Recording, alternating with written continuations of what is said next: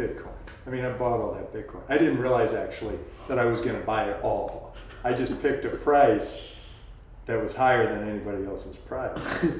And so I got it all. So I bought more than I thought. It was an auction, and there were 9 lots. I thought maybe I'd get 1 or 2, but I got them all. And after I got them, I thought, you know what? I'm okay with this. And then Bitcoin went from whatever it was, 632, straight down to 230. And but what was weird was, didn't bother me. Didn't bother you because you're diversified, or because because I knew in my heart this is better currency. It's going to be everywhere. Eventually, it's going to be worth $86 trillion. So, what people think of it now? I bought a little bit more when it was down low.